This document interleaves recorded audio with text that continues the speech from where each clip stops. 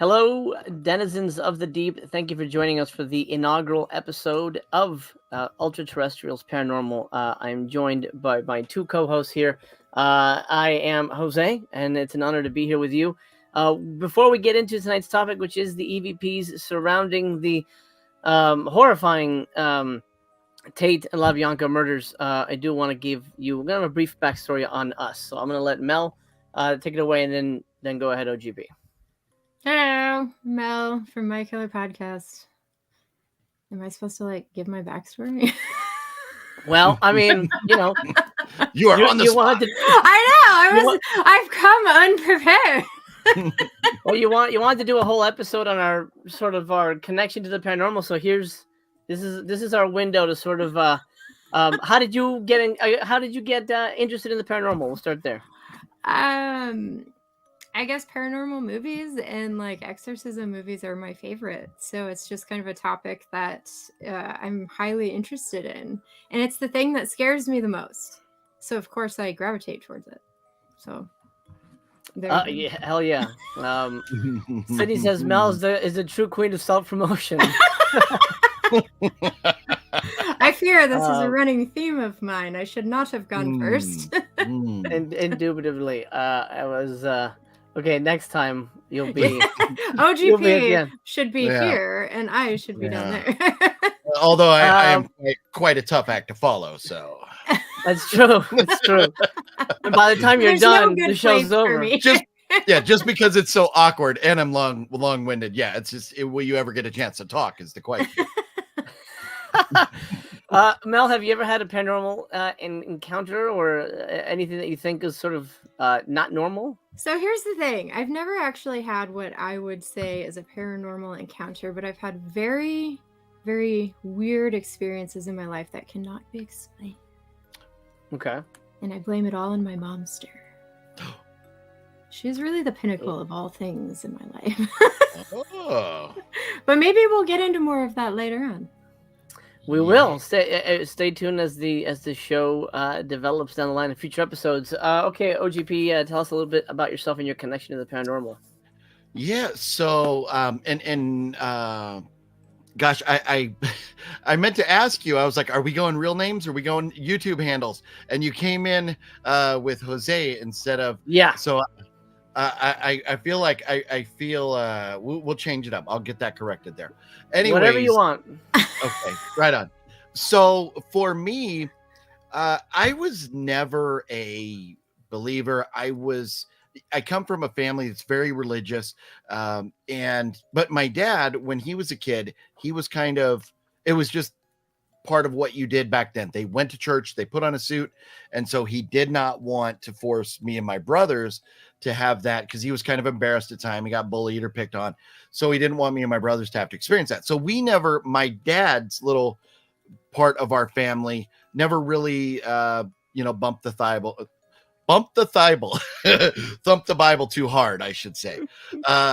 But so anyways, it was, all extraterrestrials, ghosts, religion, all that stuff was kind of like, you die.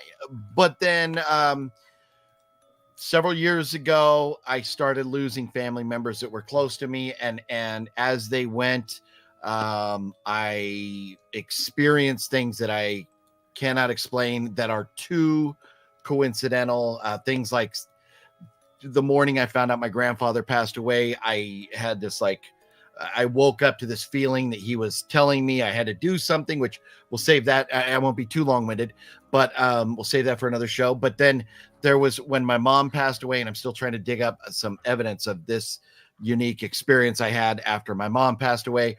And then another friend of mine, Philip, when his mom passed away, something unique happened to me. And this has happened a couple other times where I'm just like, this is too weird that these things are happening right after people pass away. And I've heard from starting to investigate that there are a lot of people that have these experiences that when somebody passes away, maybe family members are communicated with before they cross over, before the deceased has left this realm or universe or whatever. So that it's all become very interesting to me, and I've started to look into other things, and I've gone out and done some ghost hunting and stuff since then to try and scratch the itch. But what I'm loving and looking forward to here is really diving in and getting to learn more about it, and going through this adventure with you two it's going to be a blast. So that's why I am here. Excellent. As for myself, it's funny you mentioned loved ones. It's something I don't share ever, really, unless the conversation comes up, which it just has. I lost my parents when I was 5 years old, and both for tragic reasons. I mean, death is tragic in general, but this was horrible. And I'm not going to get into it, but I've had a close connection with death since I was a child, to the point that I think about it a lot. I think about it every day, and not in a morbid sense, but in the fact that I know every moment is special, and this may be the last time you talk to somebody. This may be the last moment you see somebody. And that, becoming a father, that really shaped how I view the world and how I teach my kids and things like that. So every moment is very special to me. But because of that connection to death and early age and understanding loss, the fact that people have seen spirits that have communicated, and we'll talk about communication a little later today, with spirits, always fascinated me. And I, since I can remember, have been, poring over books and documentaries. I watched, Arthur C. Clarke's, show for, Unsolved Mysteries. Loved sightings. I loved all that. I ate all that up. Before there were, ghost hunters and ghost adventures, whatever paranormal thing was on Travel Channel, I would watch it. Because I was so fascinated by the concept of life after death. What happens after you die? I never got to see my parents. I never had a paranormal experience that I can remember after my parents had passed. And I think if anybody would, I think they would have come back and checked in. They haven't. However, there are times when, and I've become a ghost hunter in my, as a hobby, there are times where I feel they're with me and they're sort of my guardians in a way, because activity will be happening and stuff will be happening on the machines and things, and I'll walk into a room and it dies. So I joke with my ghost hunting pals that I'm a ghost anti-magnet, and I think it's because I don't know for a fact, but I think it's because my parents are saying, "Hey, get the fuck off," and they got me on a spiritual level. So that, at least I'd like to believe angels. that. Yeah. I'm sorry. Guardian angels. Yeah. Yeah. In terms of spirits, real briefly, because I want to get to Jeff.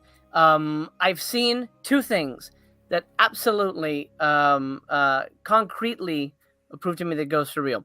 The first was at the Stanley Hotel, which is where Stephen King got the inspiration for The Shining. We were on a ghost tour. The ghost tour lady was talking to, I forget her name, but it was a spirit who passed away in this room. And she said, "Could you move the door for us?" And the door fucking opened and closed on its own. and I'm the first one up. I checked the door for wires. She goes, "Oh yeah, go ahead, inspect it. There was a rug, and it was like a thick rug. So the door had to push, to kind of close the door. So there had to be some force to get it open. Nothing, no tricks that I could see. Wow. That was amazing. I wasn't vlogging at the time, or else they let you film, but I didn't get that on camera. The second piece happened probably most recently, maybe about, maybe 6 years ago. I used to have a ghost tour company. We did ghost tours on this haunted trail, where tons of deaths happened. One of the famous ghosts is a lady in white, lady who committed suicide. And I was giving I had a partner who's actually passed away recently. So Elaine, I love you, man. I hope you're well. Talk to me. I was giving. We were at the tour. He was doing his spiel, and I had my back to the path. There's a pathway behind me of like the hiking trail, and I'm watching the crowd, making sure everybody's safe because it's in the middle of the night, and I don't want everybody to walk off the trail. And I hear crunching, gravel. Out of the corner of my eye, I see a woman in a white dress walk behind me, and I see her, and so I'm on safety watch. So I'm gonna turn around to say, "Hey, be careful! There's a drop off." And as soon as there's a guy next to me on the tour, I go around the guy to say, "Hey, be careful!" And there's nobody there, and I'm like, "What the fuck?" Did I just see what I think I saw? The guy next to me goes, "Where did that lady go?" He had seen her too. So that proves that there was physically something there that had more than one witness. So that, to me, wow. Yeah. 100%. So you both have ghost hunted. Yes. Together. Yeah. Even. See, yeah. I always think that that'd be like the coolest thing ever, but then I'd be the first person to just piss my pants. Embarrassing. But I'm like, this is cool. And then I piss my pants and I have to leave. That's awesome. I mean, it's not awesome, but like I get what you're saying. Yeah. We love it when you piss your pants. It's the best. Yeah, it's phenomenal. It's the best. Yes, let's go ghost hunting. Yes. Mel's gonna leave again. Yeah. Do we pack the Depends in the car, everybody, or we got Mel covered here? So did somebody bring the Depends for Mel? That's something we can talk about when we go sort of delve into more ghost hunting topics about the fear level. I mean, I'm a believer, but I'm very much a skeptic. If something happens, I'm gonna go see what the hell that was. Unless there's like a fucking bloody thing chasing me down the hallway, then I'm more curious than anything. I wonder too, for me, when I go out, I'm much more of a skeptic. And so I wonder if my receptors aren't always in tune and if that matters. But, like for example, and this is something we could talk about, down the road, another episode too, is that, when my dad passed away, something amazing happened that my brother and I both witnessed. And we've heard this is a lot of people have experienced this too, where right before he passed away, because he was in a coma, but he woke up and he looked up like he saw somebody. I think he saw the gates opening and he saw whether it was God, Crazy. Whether it was my mom bringing him across or whoever, but he woke up and went like that, like just sheer awe on his face, kind of looking up toward the sky. And then he just calmly laid down, heart stopped. He was gone. That's So yeah. Amazing. But I've heard that's a common thing. So, I haven't witnessed anything like you have, but I've experienced like that or other, kind of little interesting things and, other stuff, but man, this is going to be a fun journey as we go on into the future with different episodes and stuff. I am so excited that we're doing this, and it's going to be a blast. I can't wait to see where this takes us down the road. I'm already excited. I think we should have a rate. Exactly. I was just gonna say we should have a rating system called how many. What's the rating on the pee pantsometer? Yeah, right. Yes. Like shivering all the way up to wet your pants. Exactly. Let's check in with the chat real quick, and then we'll bring in Jeff. Yeah. How full are the diapers? Quarter, half, dry quarters. right now. They're dry. There you go. Balzer, what's up, man? It says ghost hunting is a must. We will find a way to do that. Mel hopefully will be visiting the West Coast at some point. It and we should can be like a build up. We should like build up all the way to that. We should sell tickets, bro. That'd be awesome. Dude, can you imagine? Yes. Oh boy. House of G. Hello, Griff. Hello, my friend. He says, I've seen the things a couple times in my life, and they have been when I hadn't had sleep and was a bit depressed years ago. I feel like if you're on another wavelength or plane in a way you can see. Absolutely agree. Which kind of leads in, I don't want to keep going on tangents, but why the channel is called Ultra-Terrestrials, because it's a term coined by a famous scientist, which basically covers it's an umbrella term for the other. And there's so much, the deeper you dig, the crazier it gets. There's the trickster spirits. Is the world being controlled by some kind of, I'm not going to say mastermind or master intelligence, but there is it God? Is it aliens? There's a lot we're going to delve into. And so it's not just ghosts. That's why I think Ultra-Terrestrials kind of fits, because it's a umbrella term for all the weird shit on Earth, which we will touch base with. Speaking of weird shit on Earth, let's bring on Jeff Mandel. Thank you. Yes, yes. Weird stuff.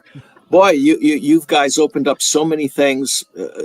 First of all, that white woman. Where was that? On what trail was that? Because there's a woman, Jose. Because there's a. Go ahead. Oh, it was the Cabo State where Trail did that happen? in Cabo State in Altadena. Oh, okay. There's a white woman that appears on the hill by the Hollywood sign, and maybe if we can find a way to get close to it, that should be a first ghost hunt. I'd love to join you on that. Yeah.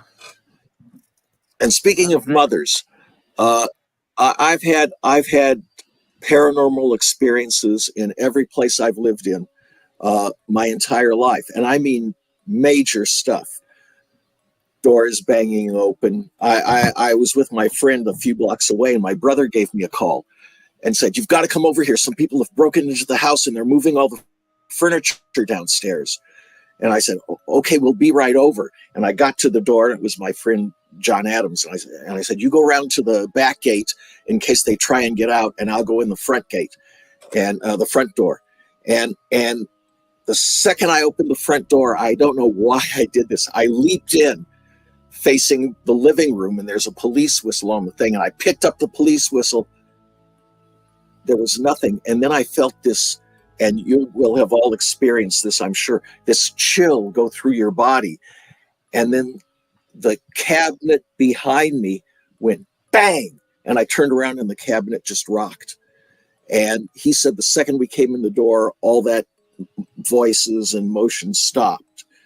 And there are other things that happened. I was shaving. This is again with my brother. I was shaving, and all of a sudden my door goes bang and opens up. And then his door across the hall goes bang and opens up. And then I see all his windows open up from the outside. And I walked in, and this is indicative of the kind of things that happened to us. I walked in, and I looked over, and my brother was lying in his bed reading, and he's looking over his book at me. And I said, and then we each went back to what we were doing, because it's quite a common thing. And that's just the tip of the iceberg. But my mother, her entire life, since I was a little kid, would try and explain to me. I had my first paranormal experience at Park La Brea Towers. Anybody in LA knows where that is. These big prison-looking towers on between 3rd and 6th. And I was carried into the back room by these creatures that came out of the TV when the apartment, I was 3.5 years old. And I rolled off and ran into my mother in the kitchen. And she always explained things. Oh, sleep paralysis. Oh, that's a car going by that rumbled the windows. And she always had this practical explanation for everything that's ever happened. And the visions were always sleep paralysis or something. And then one day I was in college, and she said, and she was falling asleep, and she said, "Beware the little red dwarfs." I said, what are you talking about? And she had been experiencing paranormal all along, but she had been explaining it away to me, so I wasn't afraid. So I grew up being a skeptic. Yeah, isn't that nice of her? But I grew up. I grew up. I just thought I was crazy all my life instead of, understanding the paranormal. But I was in college, a junior in college, and I don't know when I was in college, but it was 78, and I joined the Southern California Skeptics. Which was based in Caltech, and then that was taken over, I think, in 1980 by Michael Shermer. And if you're a true paranormal researcher, you've come to hate Michael Shermer, because the bottom line, when he's heard someone or seen amazing things, his line is, "Well, I wasn't there," because there's no real world explanation for it. But I was so skeptical that I had investigated that all these things were happening to me, and I always had an explanation for it that in some part of me denied the paranormal, denied the spiritual. And finally, my girlfriend, Kashmir, who couldn't be with us today, but I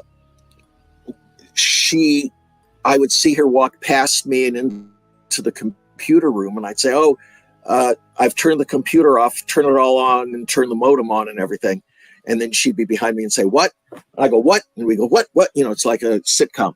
And this mimic started appearing as her and also appearing as my cat. Mimics are like the freakiest thing to me. They freak me out so bad.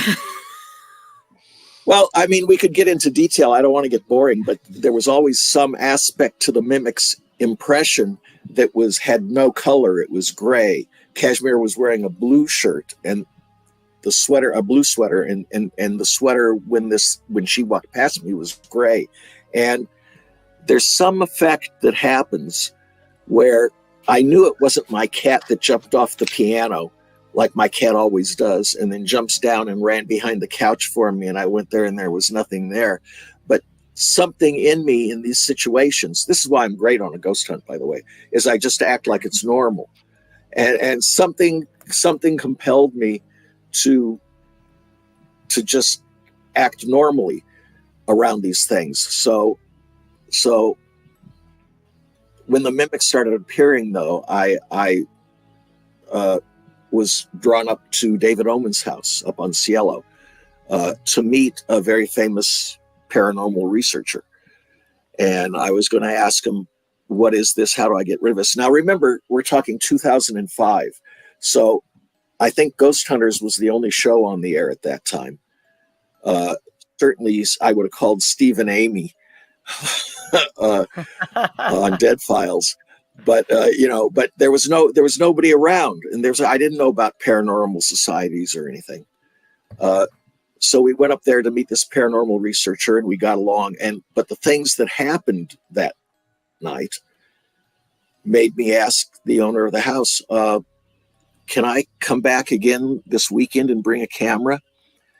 And I spent 4.5 years, 3 or 4 days a week, just taping. I learned to tape from the moment I walked in the door, because these spirits had a habit of taking things out of my pocket and putting them around the house. And I wanted to see where every flower arrangement was, where every ashtray was. And if it disappeared, I could run the tape back and say, yes, it was there. It took me 2 years before I stopped making. We aren't swearing on this channel. Did you guys swear yet? I can swear. Yeah, I did. I probably did. I probably did. I was for about 2 years. I was acting like a real a-hole, and making fun of anything that happened and teasing the ghosts and everything, and it just or whatever these entities were, and one day, I don't know why, I was scared of the second floor in this house, and Kashmir actually figured it out. Before you go any further, let's backtrack. We're jumping in too fast. Let's give people a sort of a background first. We actually met because of David Omen, and now we met at David Omen's. Good friends. So let's backtrack to, first of all, you were a filmmaker. That is your career. That is your bread and butter. At least what we'd like it to be your bread and butter. And the paranormal is something that you've experienced, good. Right? Like the paranormal's been a part of your life, but you've never. I don't think you really started investigating until you were invited to David's house for the first time. Not only did I not investigate, but by the way, all our experiences are all the same. They all have the same character, and I think that's very interesting. But I didn't have any template about how to investigate. How do you talk to an EVP? How do you capture things happening? And because I was so skeptical, honestly, for about a year, I was trying to see what tricks the owner of the house was up to. Did he have a giant magnet under the house and stuff like that? But I debunked all of my theories.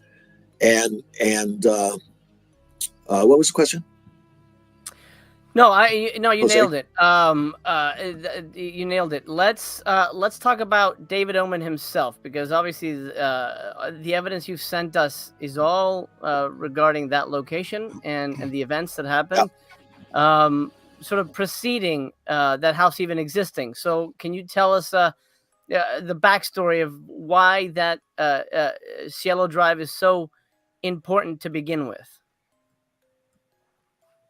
Cielo Drive is about 200 feet away from the original Sharon Tate, Roman Polanski house, where Charles Manson one night sent his minions in and murdered 4 people: Abigail Folger, Wojtek Frykowski, Sharon Tate, and Jay Sebring. What's interesting about that is that Jay Sebring cut my hair twice in the 60s.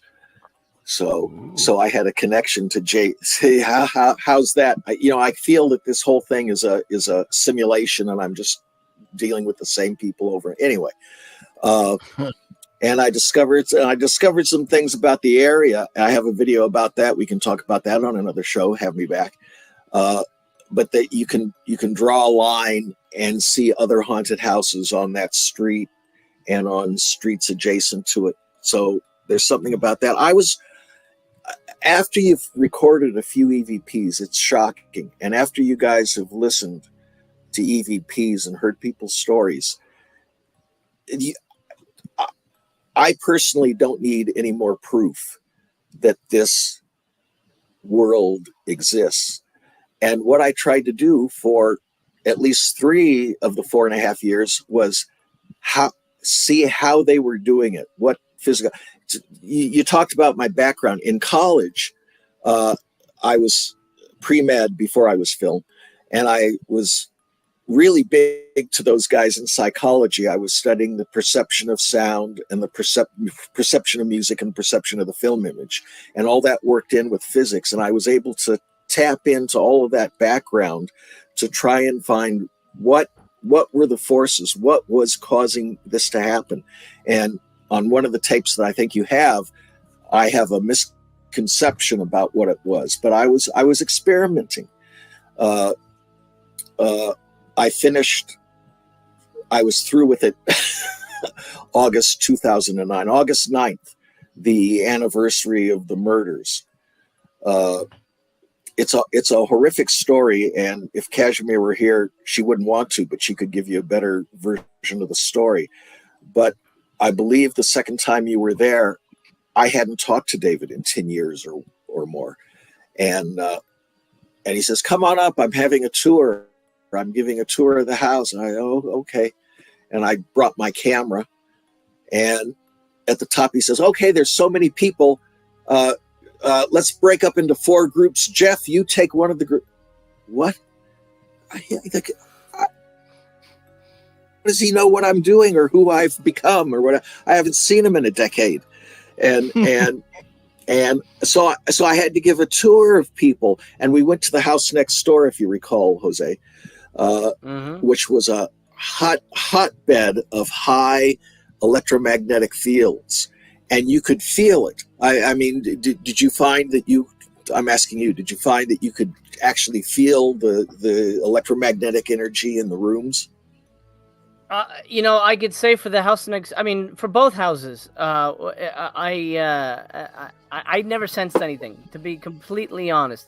I was brought there by my old ghost hunting team, Ghost Watch Paranormal, and was excited to check it out. But I honestly never really felt anything or caught anything weird there, which is why your evidence is really fascinating to me. So you're saying, Jose, but the energy in that other house was so strong, and I had such bad feeling about it. I used to get sick if I spent more than an hour and a half in either house, going back, you know, when I started working there. And we used to call it the ick. And it lasts for about 3 days. And what it is EMF sensitivity.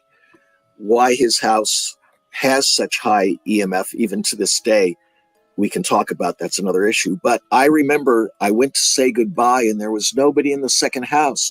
And I went down to the bottom third floor of that house, and you, Jose, and everybody else had your cameras around the bed, and you had this wild look in your eyes, and you said, "We've trapped a ghost under the bed," and you're teasing them, and you're doing all these things. Yeah, I guess I'm sure you don't. No. Because what happened was, I thought, and I, the men in black showed up with their wand. Oof, Jose, you forget. No, what happened was what one happened? of our investigators, an investigator, again, it happened to her. So I had to say she claimed to have been attacked by the spirit, and she was laying on the bed and she was acting like overwhelmed. It didn't happen to me, so I can't say whether it was true or not. But certainly her behavior seemed like something was happening. I tried to pull you away, and you wanted to film what was going on. Well, I understand that, a filmmaker, you're interested in where the good action is, and a girl, that's great. But you guys were all, I want to say possessed, but that's I mean it exactly, literally, not like possessed by a spirit. But you were all crazy. And you had this wild look, and I said, guys, you know, if it is a ghost, you guys are scaring it. I think you should back up and just, you know, I mean, I didn't know what it was or what, but what it was the energy of this house was getting to you, whether you felt it or not. There were two psychics there that night, and we started talking outside the house, and within a couple of minutes, we're yelling at each other and mad at each other about nonsense. Who's going to do it in this house, and how many candles do we have? And then Alma Carey, who's, by the way, since passed away, God bless her,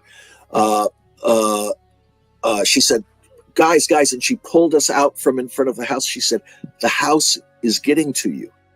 And even if you don't believe in the paranormal, if you were applied a small electric field to you constantly for an hour, that your hair's kind of standing up, you'd be in a bad mood too, you know. So absolutely. Let's backtrack even further and paint a picture of he's not here to speak for himself, but tell me about David Omen. His house didn't exist at the time that the murders happened. The house didn't exist at the time the murders happened. The house that I'm talking about that was next door was there, and the maid who discovered the bodies ran down, and that was the first house. Oh no, she knocked on a house and it didn't answer, and then she went down and knocked on the door at this house, and a young guy who was working like an Eagle Scout in the police department, and I can't think of his name. Kashmir, if you're watching, text it to us.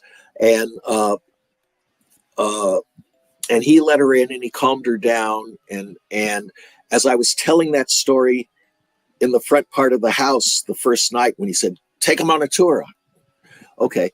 As I said that, the front door of the house just opened up. There's your door, Jose. But David had just finished making a movie. Okay. The house didn't exist, and his father found the land and called David in, and he and his father built that house. And he didn't know from ghosts either. But one day, several of the workmen, or a workman, and I'm sure he'll get in touch with you and tell you the real story. He has a site, Last House on the Left. You can go look it up on just Google it and find it. The workers left and didn't want to come back. And he said, what's going on? And this one worker explained that he was down working the house and he heard somebody coming down the stairs. And he looked and there was no one there. And then a question that you haven't raised, and I'm brushing past a lot of stuff because I don't want to say something wrong and then be pilloried. But he built the house, and the house had an amazing history of all kinds of paranormal activity. In fact, when I was doing this investigation, he loved when Kashmir and I would come over. He'd make us dinner, and we'd come and have dinner, and then we'd investigate all night, and he would go to sleep on the couch. And finally figured out that it was the only time he got peace and quiet enough to sleep well is when Kashmir and I were there doing our investigation. And they learned to identify both of us by name, these EVPs. And towards the end, let me took it back. From 2005 to 2007, the place was like Barry Taft, the paranormalist, says, the Disneyland of the dead. He thought that was so clever. But it's true. Things were happening. I mean, you walk in, you turn. And at that same time, the Sharon Tate house had been torn down. And the producer, Jeff Franklin, was building a new mansion. He leveled the hill and he did all this stuff. And the whole time I was there was all this construction equipment going up and down, and they were, jackhammering up at the top of the hill and everything. And the day that he had a big party, house is finished, I'm inviting everybody up. I wasn't invited. David wasn't invited. I don't know. But the road was better, and limousines were going up and turning around in his. I had several experiences that made me think that our four friends, we've come to call them, they were the clearest EVPs in the house that sounded like talking, like you're just recording somebody talking. They weren't fuds. They weren't distorted in any way. They weren't nonsense speaking. They were responsive. They talked to us. I felt that those, and I eventually, Kashmir and I saw an apparition of Wojtek Frykowski leaning against the Hulk. Can I stand up here? Oh, you can't see it. He was leaning against the hall on the second floor, holding his wrist, and when Kashmir started coming down, he started walking away. I said, no, wait, it's only Kashmir. It's only Kashmir, come back.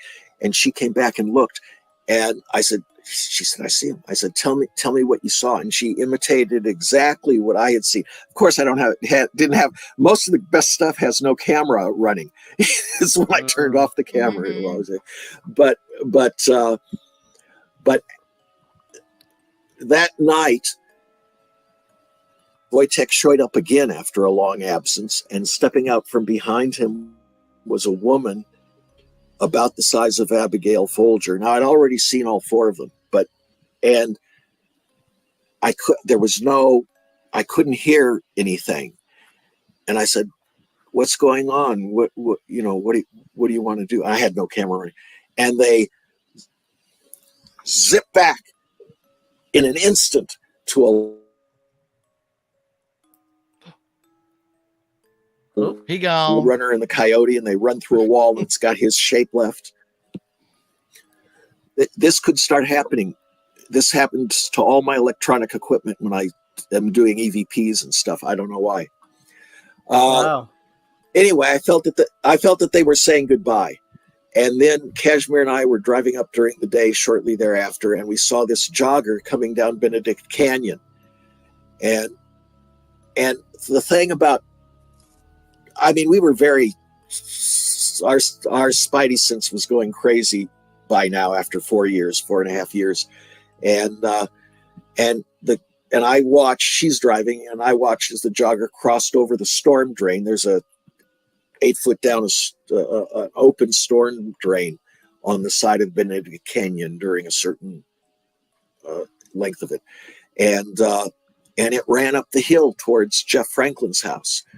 And as we passed the spot where it crossed over, Kashmir and I both turned to each other and said, did you see a jogger? Because the thing about listening to these EVPs and telling ghost stories, it's always, there's some component this is my belief, there's some component that you feel that gets your neurotransmitters going, and that's part of your experience. But when you tell the story to somebody later, like I am to you, it's just a story. It's just, oh, that sounds interesting. Do you believe it or you don't believe it? But something made us both turn to each other and say, did you see the jogger? And we pulled off, not easy to find a pull off on Benedict Canyon there. And we went back down and looked exactly where that jogger had crossed over. And there was no bridge there. There was nothing. It was an 8-foot drop. And I said, he was running towards Franklin's house. And she later sent me a picture of Jay Sebring having not shaved. I said, that's the guy. So I feel that they were telling us, no, we're not there anymore. Come on up to Jeff Franklin's house. We're inviting you up there. Come up there. And what was the difference is there was all this construction, jiggling everything up and banging in the cement and graders and diggers and backhoes. And we were doing all this construction for 4 years. And then the house is finished. And when everything was quiet, I think that they left. Now, Kashmir will dispute it. And certainly if David gets in touch with you, he will dispute it. He will say, oh, they're still here. Sharon Tate is still here. But I think they left and went back to where they were centered. Part of the kitchen, the original kitchen, still exists. They kept that foundation in the house so he could get it as a remodel instead of a new construction.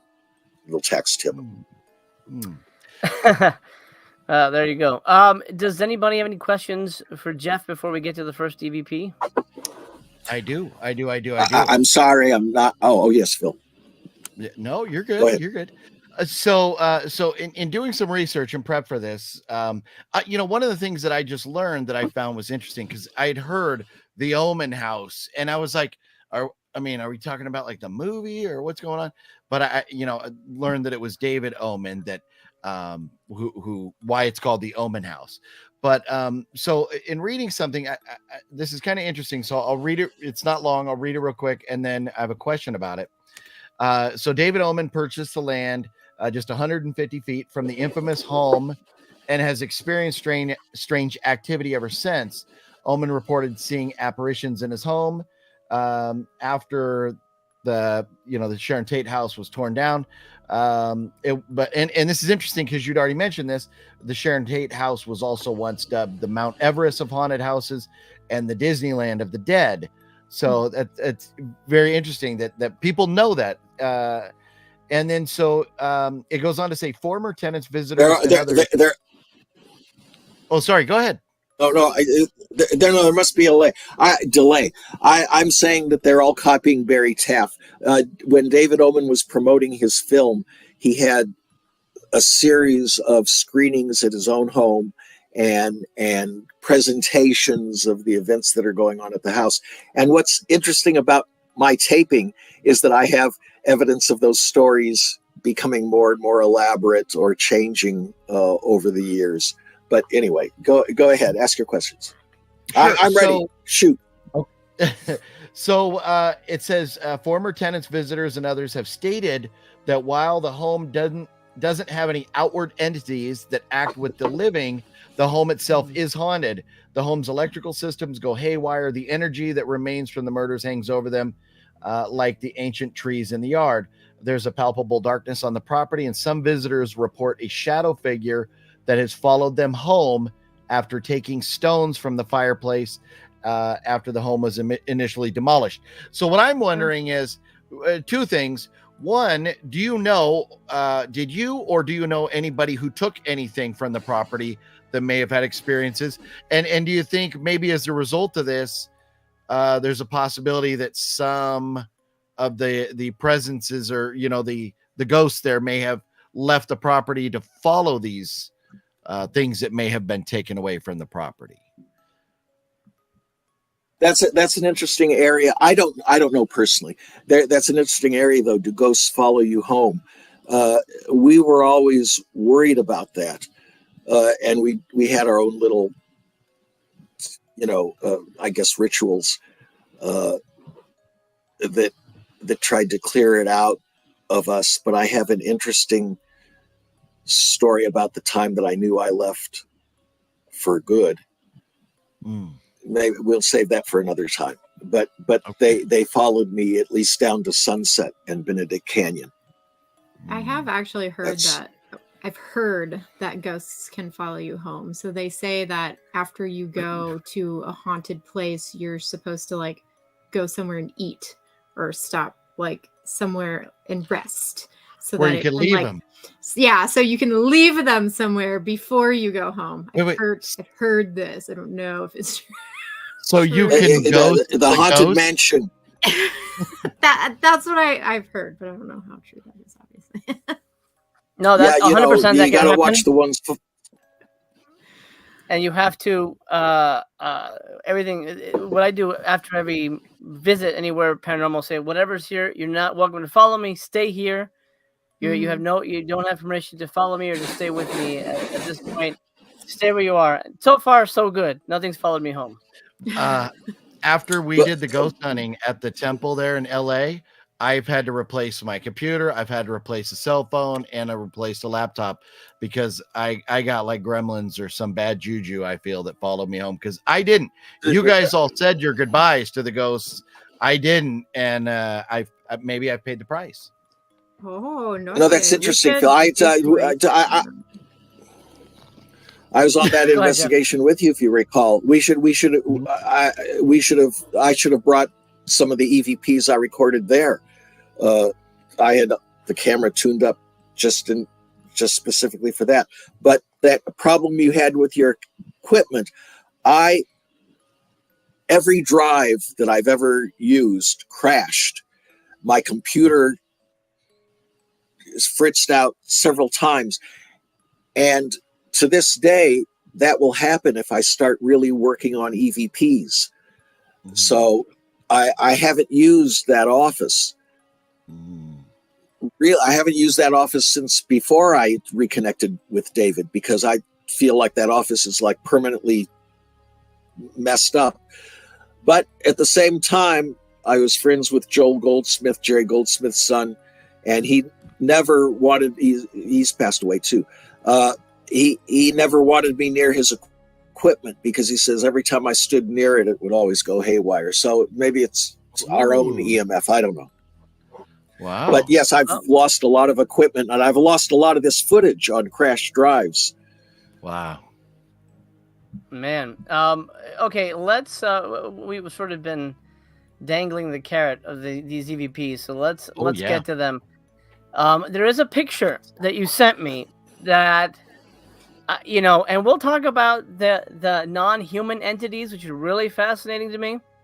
But there's a picture you sent me, which I'm going to save to the end as an Easter egg, because it's so freaky. And I'm like, what the, in God's name, could that possibly be, besides the thing that's under Mel's bed? Wait a minute! First of all, I didn't know we had pictures. We have one picture. Don't worry, you'll see it soon enough. All right, where should we go with the EVPs? Where do you want me to start, Jeff? I've got Claude Rains.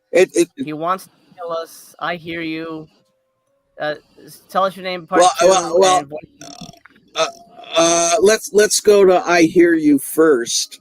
We'll do these chronologically. Both Claude Rains and I Hear You are from the same night. This is December 14th, 2007. Oh, this two. Well, I don't know. I enjoyed these. I had a channel on Motion Box. I didn't use YouTube. That you had to re-encode everything. We're talking about 2005, 2006.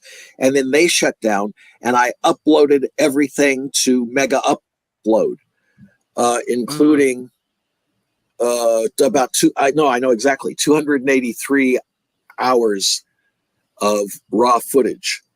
Wow. And then there was extra stuff, and using the old mini DV that I was using, it took up 19 terabytes. and I got Oh, anyway. Do you want to show the whole video? It's there's stuff in it, but let's Yeah. scroll ahead. I think 5 minutes. Is it 5 minutes or I don't remember. This one, I don't. It's hard to tell Yeah. on my end. I'll play it and then you tell me where to go. You know, we Just keep scroll- talking just about scroll. the second floor hallway, and without exaggerating, for a couple of years, I was Passes. afraid to stop on this landing. I'm gonna pass it. Oh wait. No, go Wait, on, go on, go on. Oh, that's where that. Well, that's the right. Stop right. Oh, okay. That's where I would. That's where. All right. Okay. Right there, on the left side of the Upstairs, screen, and against this the orb is wall. traveling. No, right Sorry, go ahead. there on the left side of the frame. That's where the Wojtek figure was standing. That the apparition appeared to me. It didn't record because there were no lights on, and all you're getting is noise. But we can look at the footage sometime. There's a blue light from the automatic cat box way back through the laundry room light way back in that door, and sometimes you see something block it, and that's him stepping away from the wall. But I can't argue to someone like Michael Shermer that isn't just random noise moving. But I know, and you know. I'm sorry. So go ahead. This is the house is 3 floors. This is the second floor. Just to give people context, I'm gonna go. That's Kashmir. There's Kashmir right there. Okay, go ahead. Hey, there she is. All right, let's. There she is. Is this Okay, the EVP here we right go. here? Yeah. No, this The is the raw. original This is track, the raw straight off tape. the soundtrack. There it is. I hear you.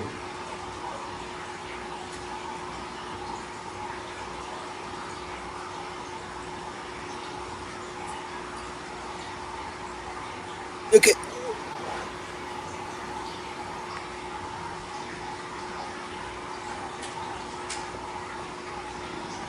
Rewind it. Yeah, no, forward. Forward. Forward. Till I've gotten the noise out. Well, that's backwards. I'm going forward. Yeah, that's. I just was experimenting in real time. Okay, right there, right where you were. The voice, just with one noise reduction pass, we've revealed the I voice. hear you. Let me go to where it's very clear. The interesting effect is once you've heard the EVP. That was it. Mm-hmm. Well, I paused it for you. No, to you talk. can go ahead. You can. Okay. Once you hear an EVP, you can hear it in the original track. You never I hear you, not and hear the it. answer, I hear you.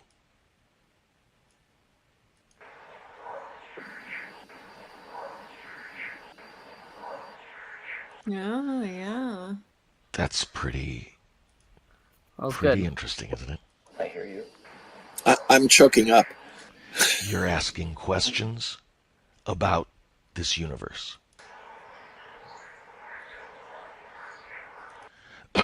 I hear you. You're asking questions about this universe. What? That's incredible. What are they saying in there? Isn't I it? can't understand it. It's what, Phil. what Jeff just said. Hold on, run it back. That's really good. That's incredible, actually. Questions about this universe. I hear you.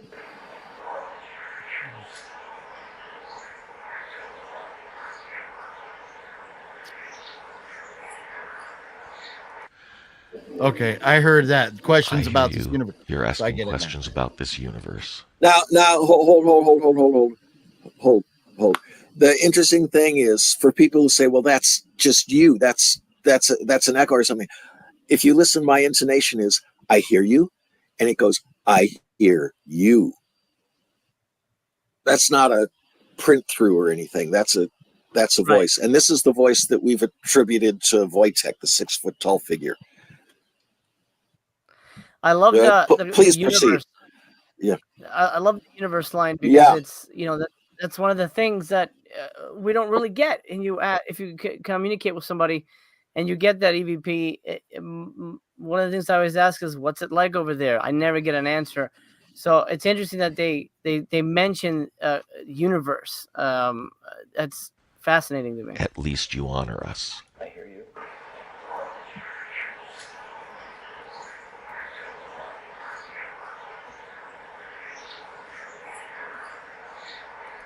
Now, That's enough. That's enough. there's something almost. That, Okay. that's enough. That's all we need to hear. Okay. There's another voice that comes in and drowns out the other one, and that's one of the voices. And Kashmir and I can identify almost all of them. We have the "I'm not stupid" guy, and we have the crazy witch person that I'm talking about. But she would call them demon fish. He has 2 aquariums, and we always felt they'd always come from that direction where the fish were. She called them demon fish or clown fish, but wound up calling them Ouija spirits because these are non-responsive, jabbering voices that say all kinds of things. Eat me. I'm not stupid. Eat me. Nobody has said anything to them. They're just talking all the time. And I think I sent you did I send you Jeffrey Don't Shoot Me? That's an example of 2 I didn't get that Ouija one. spirits. And then I should have brought that one. That's a famous one they used on Paranormal Witness. Oh man, that's right. You were on that show. Okay, so are we done with I Hear You?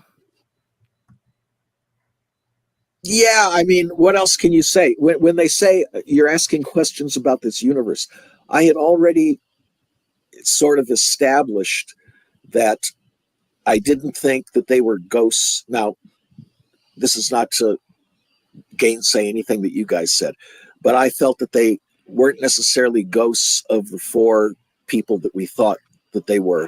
And I was always asking questions like you asked, Jose. What's it like there? What do you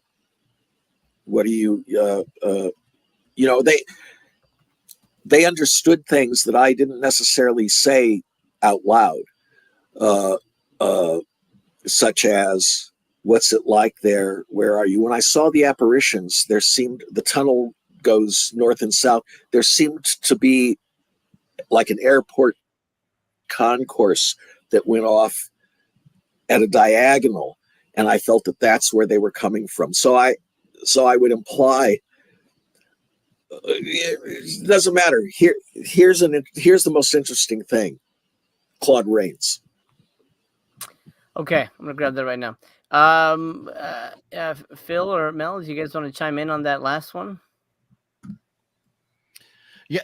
So at first it was kind of hard to hear or maybe it just my volume wasn't right or whatever. But then after playing it again, I heard the universe thing. But the second stuff, I couldn't quite get that. But very, very interesting stuff. I'm looking forward to hearing more. Well, right. let me delay it. Okay. I got it. Go ahead. Nope. Too soon. Oh, yeah. You can see all my little folders. Paranormalalia, like echolalia. There's a picture of Manson in here somewhere. Well, anyway, that was my old desktop before the computer blew up. But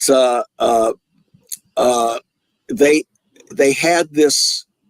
Now, just go ahead and play it. What's interesting about this is later in that evening, and I went back. We always assumed that our 4 friends, we call them Wojtek, Abigail, or Gibby, Jay, and Sharon, were always together. We always felt that they were together, even though we had experiences of them individually. We always felt that they were hanging there together.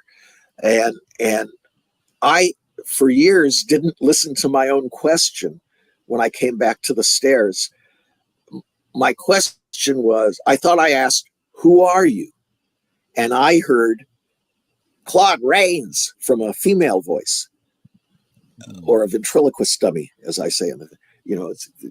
There's reasons for this we can talk about later, that they have this futz character.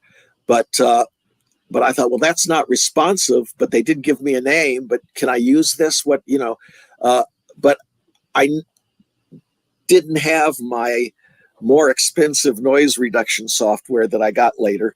And I also didn't listen to my own question. And my own question is, which one of you am I talking with? Because I assume they're all there. Later in the EVP, you can hear a girl go, oh, he can see us. And as I thought she said, he can't see us. Either way, it fits. And the Wojtek character goes, you sure? And the other woman, let's say Abigail, says, Claude Rains. Now, for the audience and for everybody, back in the late 60s, Universal had released all its the monster movies of the 60s, of the earlier era, were really popular in the 60s. And Claude Rains was famously at that time the Invisible Man. So people don't necessarily get that reference today, but he can see us. You sure? Claude Rains, the Invisible Man. And then the Wojtek character says, he certainly can't see us unless everybody fucked it up. There are other voices. He's there, they say as soon as I first appear. He's there. Which one of you am I speaking with? He can see us. You sure? Claude Rains. He certainly can't see us unless everybody fucked it up. All right, let's play it. There's more. Yeah. Sorry. Cut me off again. Like if I go on. These are some of the there was Manson. From all these things that I recovered from the crash drive. This is hardly all of it, but I'm speaking with.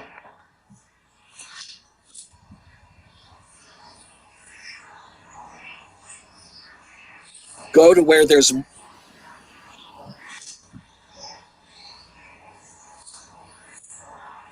Go to the end. Can you hear me? Go to the end. Go to the end. There. There we go. Nope. That's the original track. Here's the Jeffrey Don't Shoot. Oh, there's Jeffrey Don't Shoot Me right there. While we're here, let's just look at this. This is good. Okay. You hear it? Jeffrey Don't Shoot Me, please. Jeffrey Don't Shoot Me is right here. I clear it up in a second. Chosen, Jeffrey Don't Shoot Me. Can you hear it in there? Can you hear it?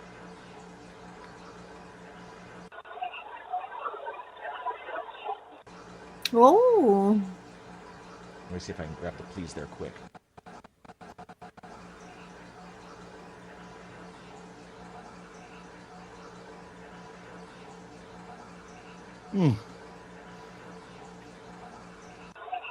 So you can sort of hear it.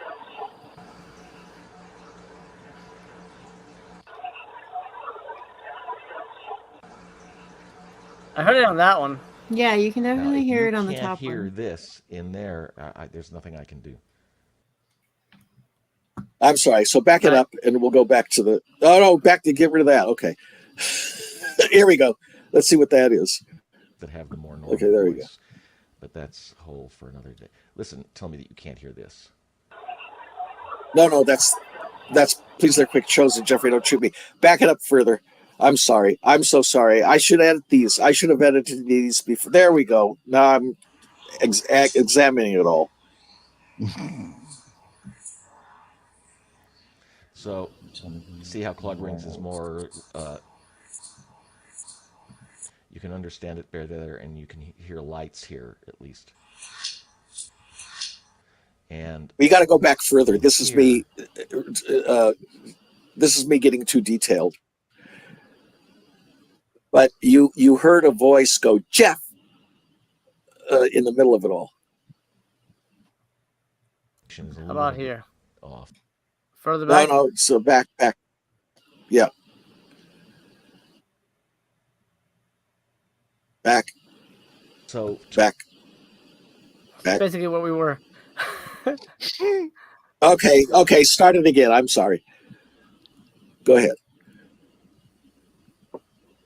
This is actually between words. I say something just before this, but in the space you hear, there he is. There he is. It's hard. That's a hard one to hear on the repetition, but I'll just play it once through. Okay, got it? There he is. Can you hear it? Did you hear it? Mm-hmm. You can hear it. Okay. I ask my question. Can you tell me who you are now? Which one of you I'm speaking with? Now, we'll come back to this. This is Get the Lights, but I don't expect you to hear that one. That's a difficult one. Right in here, he can't see us. It's he can see us. I got it wrong. It's a woman or a little ventriloquist dummy voice. He can't see us. Now, the way it's intoned here, it might be he can see us, but there is a T in there. I assure you, it's just the way. No, I was wrong. If you look at this, when I amplified it, see all these spikes here. I then had to go back and reduce the amplification in the spikes because those were high pitched zings and they just got you in the ears. So to a slight degree, I'm changing the character of the sound, but I think this is he can't see us.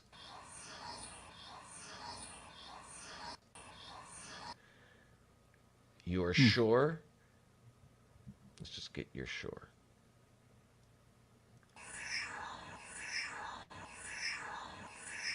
You're sure. I hear that. You're sure. And then he certainly can't Phil is see struggling. us unless I got you. everybody I'm with fucked you. it up.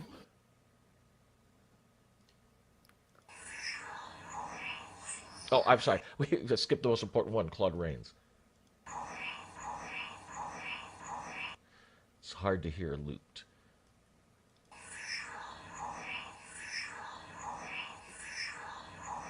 You sure? Claude Rains.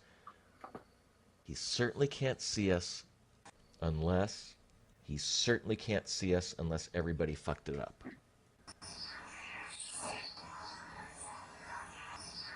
Wow.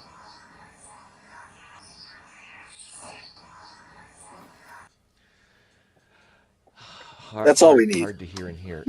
This is my name. Oh, wait, that's my name. Let's hear my name.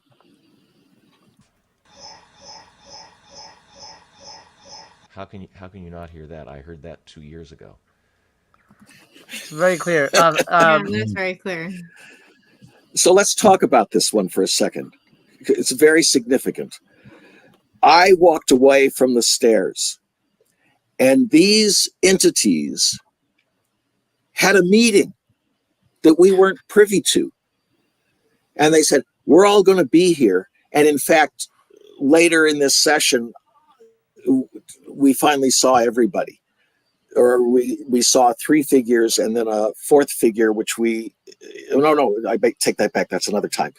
Jay Sebring was standing at the bottom of the stairs, or a figure that looked about the size and stature of Jay Sebring. But at this point, we weren't seeing anything. They had a discussion and said, look, he's already seen you. We're gonna be here, but you do all the talking. And then I said, which one of you am I speaking with? And the poor girl thought, oh, he can see us. Our plans fall, and of course he's upset. You sure? Claude Rains. Well, he certainly can't see us unless everybody fucked it up. You're all talking now. I thought you were all supposed to be quiet. I mean, this was a meeting among entities outside of our purview. I mean, yeah. I don't. Hold on one second. Phil, thoughts on both of them, but mainly this conversation one that we just heard. So I to me, oh, sorry. Of course, you come to me, the dogs start barking all of a sudden. I apologize. But to me, I hear it all loud and clear. The only thing, the Claude Rains, to me sounded different.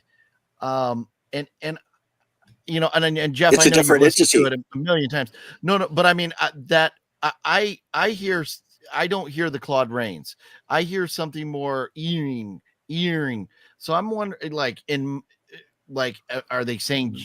Are you sure it's Claude Rains and they're not saying like Jay Searing right there? Well, the term Claude Rains is repeated twice more, and one that I discovered while I was making this tape. So Okay. you can hear it in a different pitch and a different. It's Okay. yeah. Go ahead and run it. I just it happens again. That's the only thing that I don't hear. I hear exactly everything else you've said. Okay, let me Very explain. aside from that. Let me explain something that upsets me no end, and it took me a while to figure this out. I'm using the mini DV Sony format, and it's recording was recording as 16-bit, sometimes 24-bit, and 48 kilobytes per second. The second that I transferred it or tried to upload it to YouTube, they changed it. They don't do this anymore, but they changed it to 12-bit and 44.1, which is a number you all know. That's where sound is recorded on DVDs and stuff like that at 44.1. But I was recording at 48, and I experimented with these things, and I discovered that mostly they're created by overtones, harmonics of various frequencies, and the fundamental tone is missing. And we can discuss that after I get past this point. But when you change the bit rate, when you change the kilobytes per second, you're also changing the harmonics. And so even the original tape of this clip sounds better than this clip, or sounds different. On the other side of the coin, often I would hear things that I'd missed in the original that I could hear after it's been changed and the harmonics have been changed and everything. So it's a double-edged sword. So that's one of the things. But if you play, when you go home, I don't want to bore anybody that's watching this. I don't know how many are watching, but if you go home and listen to this clip I emailed you, and I'll email you too, Mel, or text you or whatever the link, you can actually hear it better than we're even hearing it here. So just remember that I had to discover all that. Mel, any thoughts on this longer piece here with the dialogue? I don't know anything about how EVPs are recorded or anything like that. This is kind of amazing to me, though, because I've seen a lot of shows where they record EVPs and stuff like that. And it's usually like short, nondescript words and things like that. This seems very intellectual. This seems like very, kind of like you said, Jeff, like they had like a little meeting and they were like specifically talking about you guys. And like, I don't know. It's kind of amazing. Like I've never heard anything quite like this before. And then that one little piece where they said like your name. They're like, Jeff, like they're calling out you specifically, like they know that you're on to them. Well, I don't know. It's kind of fun. Well, before this, you heard Jeffrey, don't shoot me. I think you could all hear that, right? Jeffrey, don't shoot me. Jeffrey, don't shoot me. Mm-hmm. I don't think we did that part. Yeah, it was at the very end of this one. Go back to the end of this one. OGP, because it's got three. Were you talking? They got there's 3 EVPs. There's a ventriloquist dummy voice that goes, "Please, they're quick," and then the "I'm not stupid" guy goes, "Chosen." And that's what you're talking about. Those are the kinds of things that we call them the Ouija spirits, the Ouija, the demon fish. They're just chattering all the time, nonsense. And then the last one, I had just grabbed the camera and focused it, and just as I focused it on the area, it goes, "Jeffrey, don't shoot me." Because you're like pointing the camera at them. Yeah, exactly. I thought when I first heard it, I thought, oh, they're thinking, "Don't shoot me," but that's it.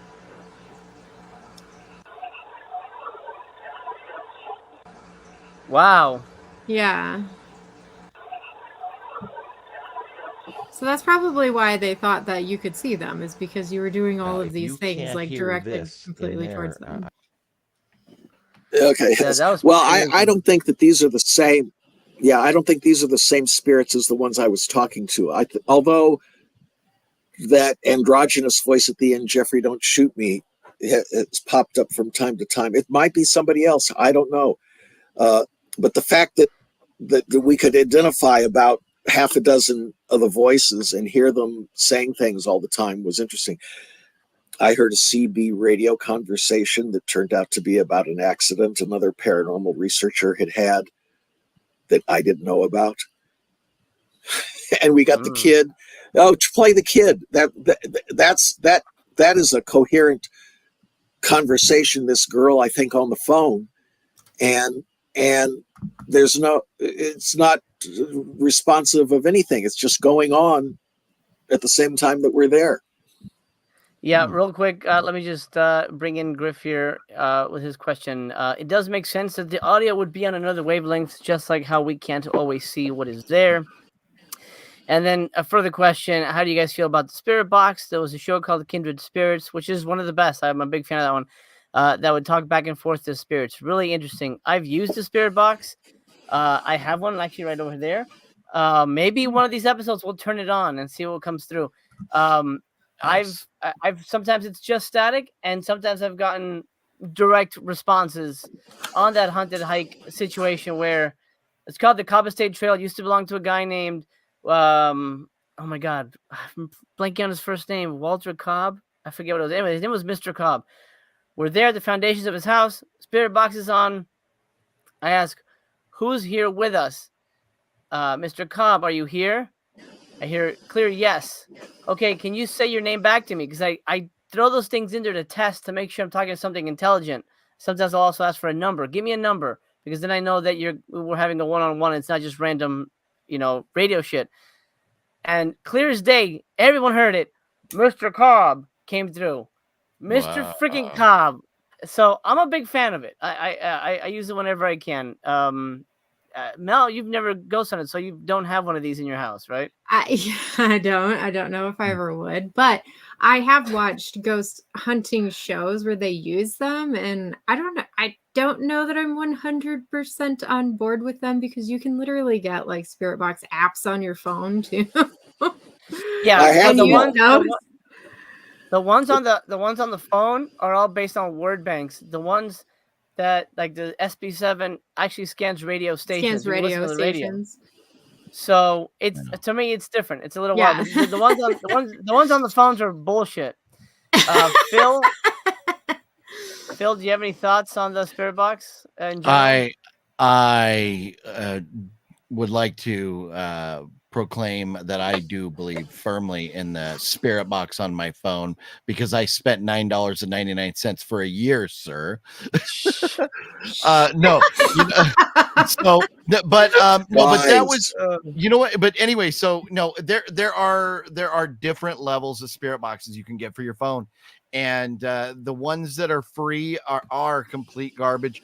The ones that it was like $10 for a year, it was interesting. And I don't know, because remember when we were there at that temple, we were getting some interesting dialogue out of there that translated over, and I've got the footage. Questions we were asking, we were getting interesting responses in that hall there. But I'm not 100% sold on that. But I have like the little electromagnetic, getting, is there something going on there, whatever those things are called. But I don't have a Spirit Box, but I'll tell you, I would love one. I need to get one, so I can be legit. I gotta empower myself. So maybe one day. It's the real deal. We'll get one for Mel. We'll get the most haunted one. Spirit Box. Crowdfunding. Anybody? Mail it to Mel with all the other wonderful things Mel's expecting in the mail. Just send it to her. Jeff, thoughts on Spirit Box? Well, with a preamble, can I talk to Mel for a second? I'm Go going to ahead. read your aura. I'm going to read your aura, Mel. Okay. You're very smart. The people around you don't necessarily recognize how smart you are. You're firm in your decisions, but you can be convinced easily. The point is, I can get a magic 8 ball. I'm sorry, Mel. Was that fairly accurate?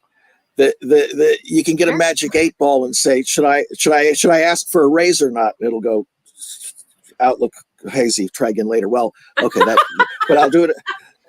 But I can do it. It says yes, go for it. Okay, the EVPs that I recorded were things that I heard. And an EVP traditionally stands for electronic vocal projection. What seems more plausible using? No, what did you hear it stand for? Electronic voice phenomena. Okay, electronic voice phenomena, electronic voice. They have figured out how to use. My Sony is different than your digital recorder. It records linearly for a certain minute, but it also compresses. These entities have figured out how to move the magnetic particles on the tape, and they add a voice where I didn't hear anything, and that voice answers what I had to say. Is that it, or are these actually disembodied voices speaking? And my view is that these are disembodied voices, and why that's amazing is that it's an actual physical manifestation. To create a sound, air has to vibrate, air has to be moved. So an electronic thing is magic, but an actual disembodied voice is something in the room with you or in the room next door and vibrating the air such that you can hear it and the camera's microphone picked it up. I think that EVPs that you don't hear that are picked up are just because of the research I've done and seeing that they're missing certain harmonics and missing the fundamental tone. So if you're facing the wrong way and it hits your ear, you don't necessarily hear it, or you're concentrating on something else, but that camera can still pick it up, or the recorder can still pick it up. I think that any of the voice boxes that I've seen, and I'm not disputing your experience, Jose, Mr. Cobb, that's pretty amazing. And I don't know the answer to that, but I think most of them, if you had paid another $9 a month, Phil, you could have doubled your vocabulary that it plays back to you. You know what I'm saying? Yeah. With that, you can't trust the apps because the apps are made by people and they're made as like spooky fun. So that's why the SB7, the device that is just basically a radio, you can't tamper with that. And yes, you go, okay, it's a piece of radio, it's a piece of interference. But if you get something on your phone, this is fake, as far as I'm concerned. Next thing I know, you're going to tell me not to believe everything I read on the internet. No, you can do that. Okay. That's still good. That's still good. Let's do the voice of little kid. Okay, voice of little kid. Now here she is on a phone. Now a phone is an electronic device. I don't know. What I hope to do is find the original videotape from November. After this, there. Let me know. When the picture goes away. You can see down here. Mommy. There, that's good. Oh. No, that's fine. What I heard, and you can see that this was originally labeled. Back it up. So. Okay, so. What I heard, and you can see that this was originally labeled, you can see down here, Mommy, you have to tell him. I thought she was saying, Mommy, you have to tell him. This is, I called already. It's not a good place. Okay, that's good. Okay. Sorry, got too much of it.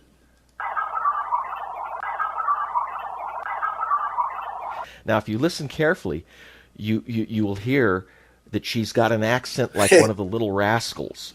The 1930s, 1940s New York stage, Hollywood, theatrical, mid-Atlantic, broad vowel accent.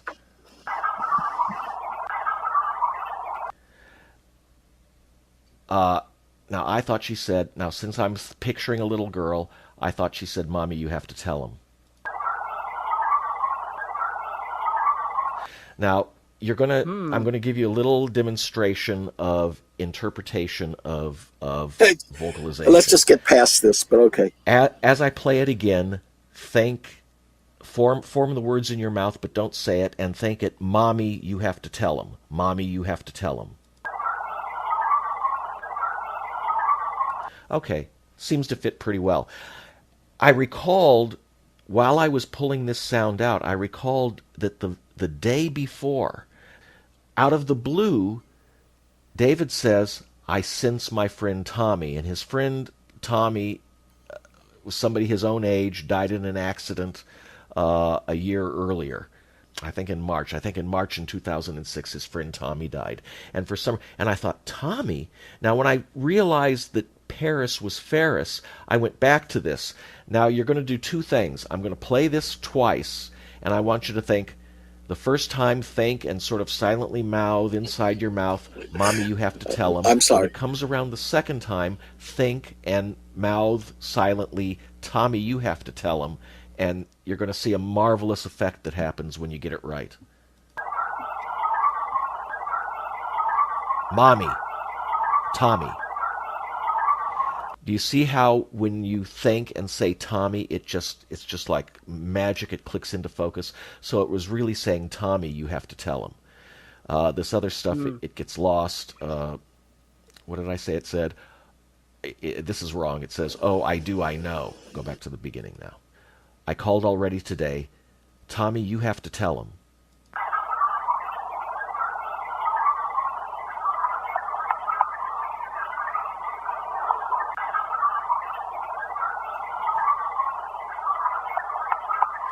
Okay, who knows what that's saying? Hey, stop it. I want you to see these spikes here. Okay. Now, I just was about to talk about those spikes, but it's easier to explain it. With my old original camera, there was a metal screen around the microphone, and I kept thinking, I must be touching it as I'm trying to shoot because I keep getting noises. And then I guess the original seance, I think it was February 2006, I believe that's the date, conducted, by the way, by Michael and Krista, Sixth Sense Society. They granted us access to the lodge at the time, if you recall. They conducted this seance, and they have a Sixth Sense Society, which is great if you're interested in esoterica, hermetic stuff. Every Tuesday live. Okay, I'm sorry, I have to make money on this thing. So I want to also mention Bob's Donuts at the farmer's market and Chris's Auto Repair on Wilcox. Okay, I've done I'll tell you what, I just got something in the mail the other day. I got this phenomenal pair of socks from my great friends over at Attorney. Oh my god, that's great. Yeah. We could do this like a little. No, but not to detract from them. But she is incredible, interviewing everybody, including myself at one time. That there was before every EVP at that seance, those spikes, there was on the screen of my camera's microphone, there was tick tick, and then you'd hear hello, and then you hear tick tick, and a name or something. But it was always 2 seconds before and I have a theory, but it was like the air pressure changed or the dimensions opened up between each other for a second, and you got like a dimensional sonic boom. And for about a year, there was always a tap on the left side of my camera microphone just before there was an EVP. So a lot of the times I'd go through a reel and I'd hear the tick, tick, and I go, oh, okay, let's see what the EVP is, and there'd be an EVP there. So that's an interesting thing that is probably anecdotal. There aren't any other instances of it, but that's interesting, isn't it? Yeah, it's very weird. No? I've Okay. never heard of that. That it No,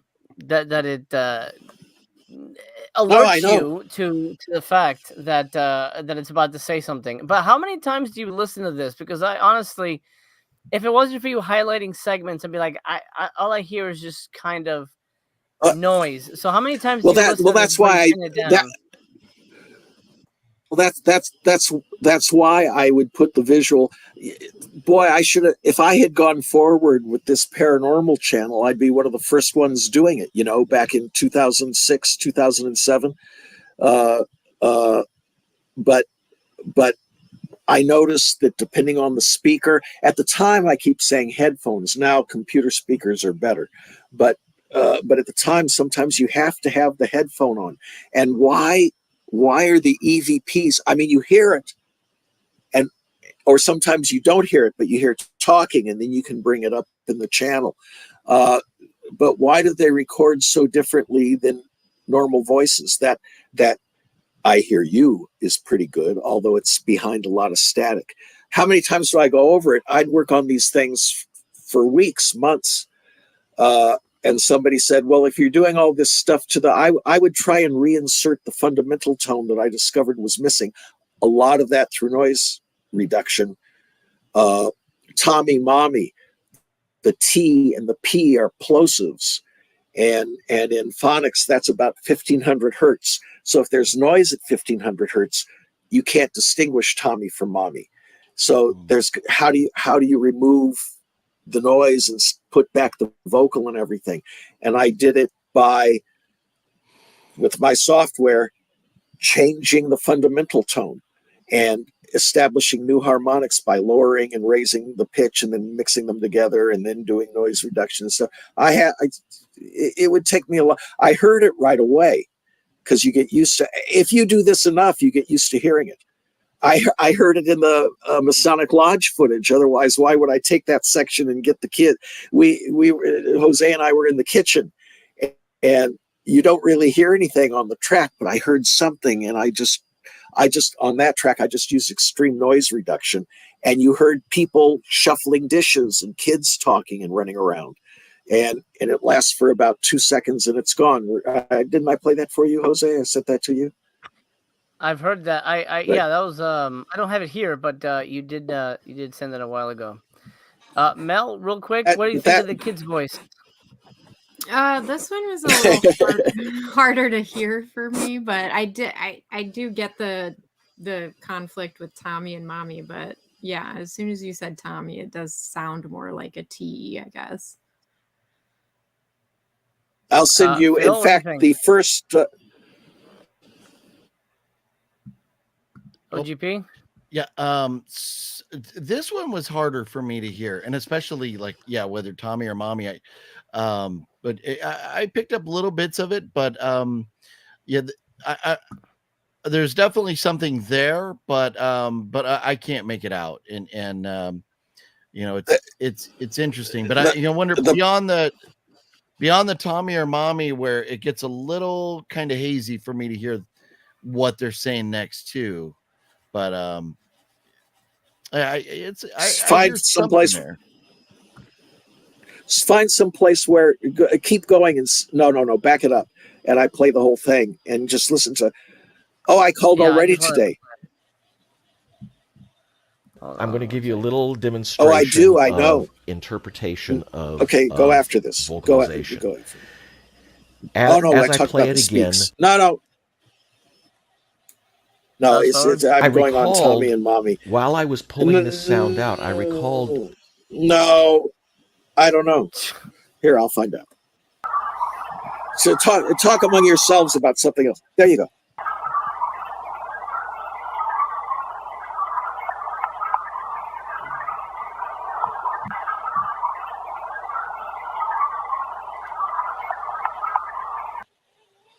That's I enough. will, I mean, I don't hear that one, and I don't hear the first part. Okay, I'm play it again. calling free today. I called already today.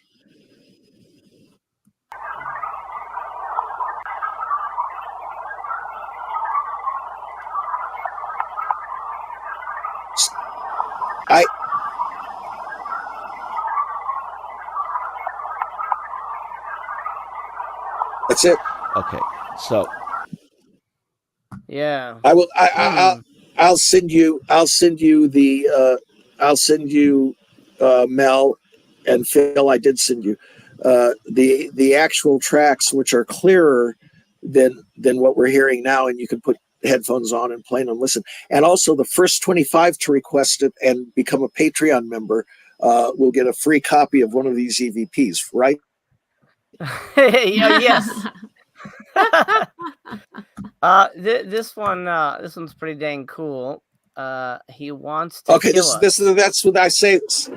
This one is ultimately clear. Okay. All right, let's play it. If you want to, you could. I'm going to shut up. If you want to, you could. I'm going to. If you want to. Ooh, I'm going to shut up. If you want to.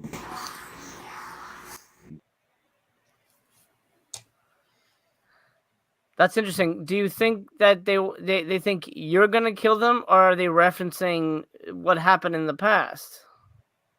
Well, this is a story about EVPs. This isn't one of the four friends' voices. I don't think this was one of the victims. I think this is a Ouija spirit. And what I learned staying in the same place for 4.5 years is that if you say something enough or you bring up a concept enough, within about 2 weeks, they'll play it back to you. So that was my experience at this location, the same location. If you give them enough, I kept telling people for a long time, I don't want to get that EVP that says, "Get out of my house." And I thought that was, because he built the house. He's the only guy living there. Right. But then sure enough, one day I recorded, "Get out of my house."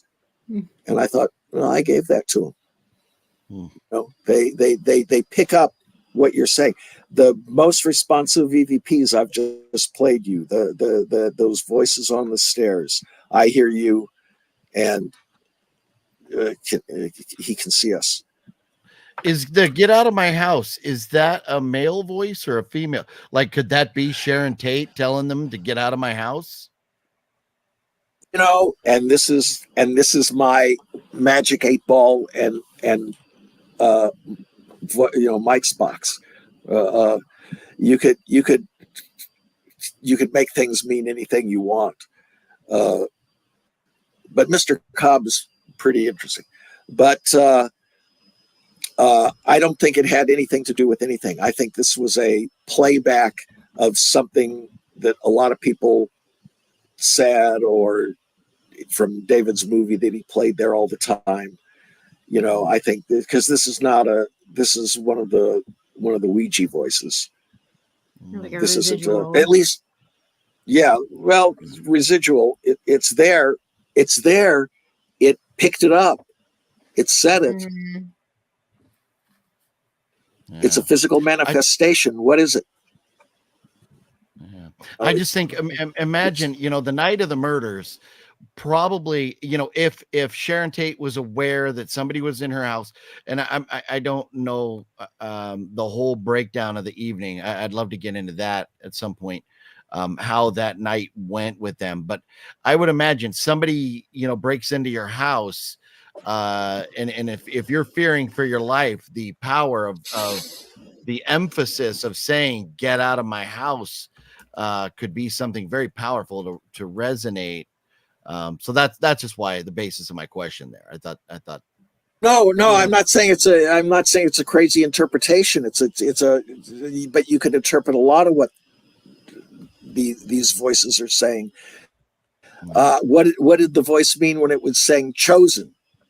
And then we can go on and say, oh, well, he's chosen to pick up the EVP of Jeffrey Don't Shoot Me. We chose him to, I think it's just random thoughts. I don't believe this is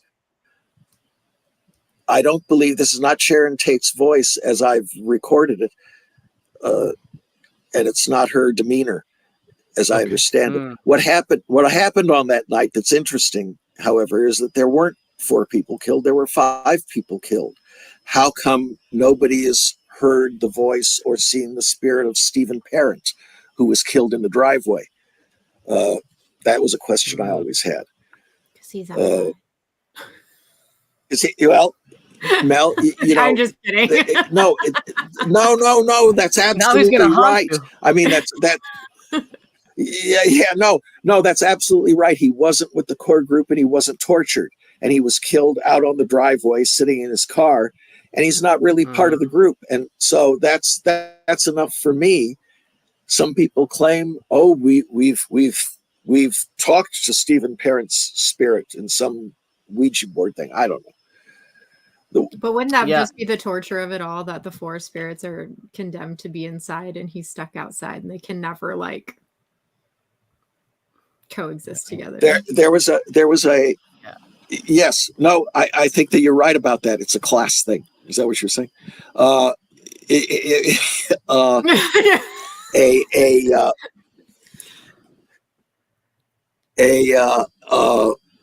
psychic that we overlapped with said something to me, and as far as I know, she didn't say it to anybody else. And then psychic that was helping Kashmir hear Wojtek Frykowski, that's an interesting evening, both said to me, not talking to either of us, that we're here because there's an evil in the hill and we don't want anyone else to suffer that evil.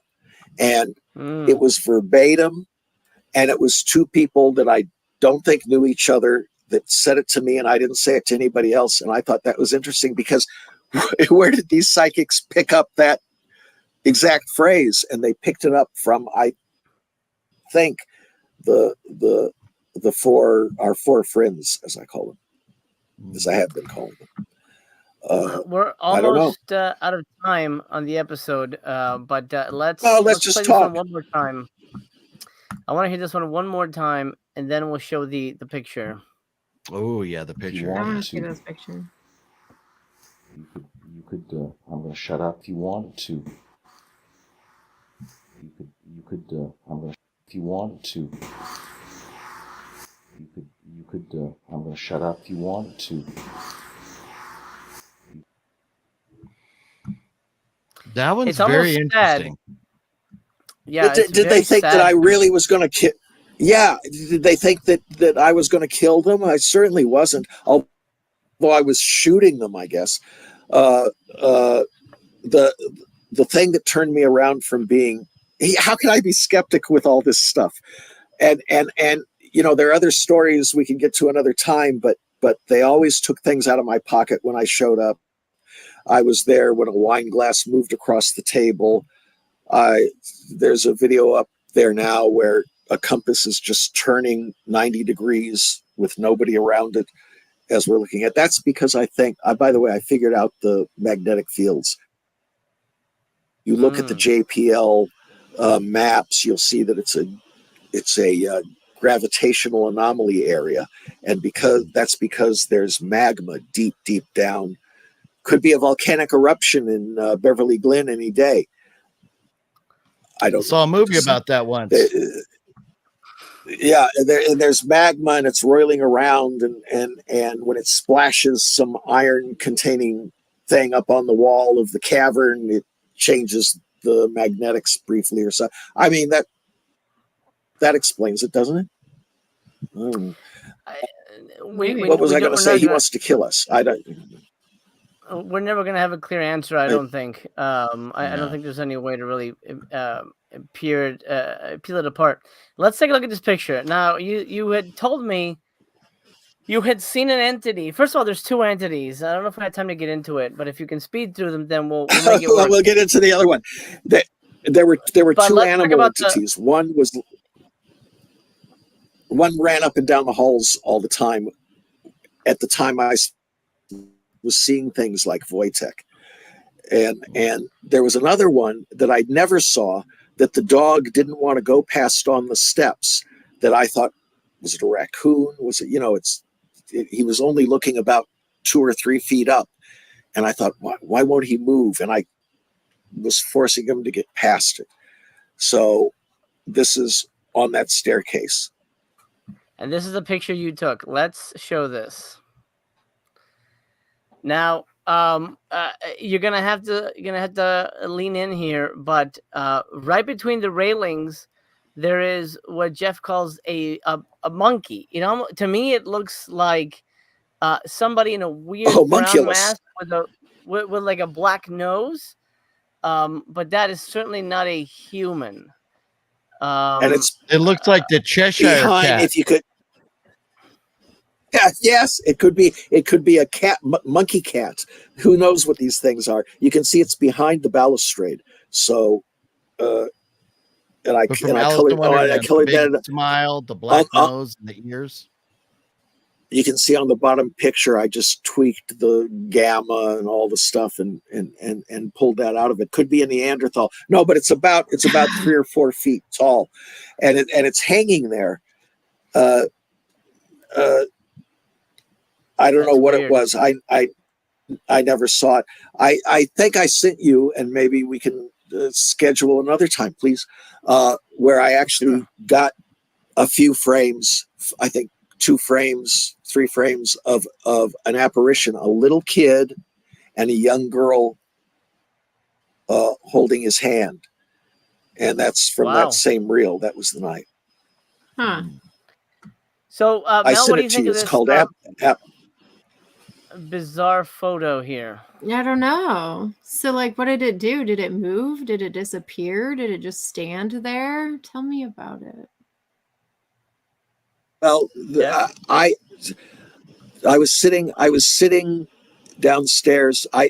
2 things I never wanted to do in that house during that time was be alone or fall asleep or spend the night, like he kept asking me. I just, no, thank you. But I went down to show them a DVD I had made of some of the anomalies, and the 2 dogs were there. And I suddenly realized, oh, they've all gone upstairs. I'm sitting here alone. How did that happen? So I'm looking at it, and then the 2 dogs run out. And I thought, I need to get out of here right now. Something. And I picked up the cameras and I started up the stairs. But then the one dog, Sebastian, sticks his head out. He's looking at me. He's whining. Who can do a good dog whining? I said, "What is it, Sebastian? Let's go. And he stopped at the foot of the stairs. It's a layer, landing. And he wouldn't go, and he's yes, and it's not spiral. It was just landing, and he's sniffing up at. I'm pointing at the screen. He's sniffing up at that area of the balustrade, and he's sniffing and sniffing, and he won't go. Ruff, ruff. I said, no, come on. There's nothing there. Let's go. And he was afraid to go, and he wouldn't go. And it was about that size, and it was the same night, and it just makes sense to me that whatever that is, that was it. It was. I don't know what it was doing. It was just there blocking him. And he saw it, and then somebody slammed the door on the top floor, and he runs up, and it was all over. So, Man, it's Man Bear Pig. Yeah, that's a good one, Sean. Here's the thing for me. It's so inhuman that's what freaks me out. The stuff that is not a dead grandma or whatever. Like, this thing is not a human being. This thing isn't even. It's humanoid, but maybe if we could like zoom in and do some Blade Runner-esque enhanced type thing, we could probably see it a little better. But the nose, the shape of the face, it looks. I mean, it looks like a toy, but I know I've been at the house. He doesn't have anything like this, but it looks like a toy sitting on the stairs, like a weird, a wooden toy with a black nose. But it's odd that the dogs reacted the way they did, because obviously, at least the theory goes that animals see at a different spectrum. So that's very interesting. And he was sniffing. So to the dog, it was a physical thing that he thought he could sniff, and he probably didn't smell anything. I don't know, but yes, it's very strange. It's not the only animal I saw there. I've seen apparitions of cats, not on film, but I experienced it. There's a lot of things that happened there, out of sight. But the one. Go ahead, finish your thought. No, it was another little story about filming at the seance. Everybody was downstairs, and I ran out of film. I ran out of tape, and I thought, oh shoot, I had to go back up to the top to get another reel of tape, and I went up that thing, that stairway thing of stairs, and to the land, that stairway, and then the landing, and then I walked up, and I was the third step from the second floor, and suddenly, this is just like the best film dragon growl you've ever heard, and I was given an image in my head of a talon coming out from between the steps, and I'm in my skeptic face, and I go, well, that was very interesting. There was also a metallic sound, and I was almost to the top floor, and my legs gave out, and I had to crawl up to the top floor. I was so scared. That's the one time I was really scared in the house. And then, of course, intrepid photographer that I am, and why I'm saying this is that's the same area of the stairs. I got a new tape, I unwrapped it, I put it in, I went back down and shot. You have to always go through the thing that's the scariest to get out of there. I could have left the front door, I guess, now that I'm thinking about it, but I had to go back and film. But that's an interesting staircase. Absolutely. Now, for me, my favorite kind of creature story you tell about the house is the Muppet. Because again, I'm freaked out by the Inhuman things. So tell us real briefly about the Muppet encounter. Well, I was there is this pig thing, capybara. I don't know what it is that at times it would run back and forth in the hallway.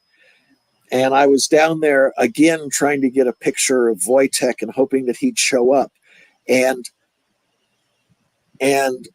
this time, he came out later too, but the first time I saw it, this long, stringy creature with a big Muppet head and like a thing of yarn, and his long, stringy arms that are on rods for the Muppets, comes, and he's so tall he has to look under the top of the door to see me. And I thought, oh my goodness. Going on later, he appeared. Yeah, and I went up there. I said, I've got to go, but Kashmir had her own car, and she's going to stay. So David is downstairs. When I say downstairs, third floor, in the screening room, and they're sitting at a glass table, and they're doing tarot cards, and he's doing it with another girl. And all of a sudden, there's this cold wind coming out from under the table, and this is Kashmir's story. The table started forming frost and ice crystals underneath, and then she saw this big furry red head coming up on the thing, and she backed away, and the thing came into the room, this Muppet thing. And David says, Kashmir, get rid of it, because he's busy talking to this other girl. Totally unperturbed, which makes no sense to me. Kashmir has a cleaning ritual that she does, which is swearing as nastily as she can and saying, just get the F out of here. Just get out of it. I don't want you in here. Just please, you're a piece of, and I'm going to, and she just chased it right out towards the earth room, if you recall the layout, just towards the earth room, and it disappeared. But so we each saw that thing. What was it, and why was it so Muppety?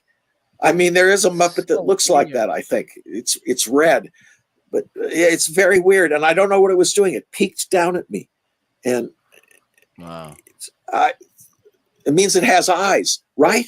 I always think, it knows Jeff and Jeffrey.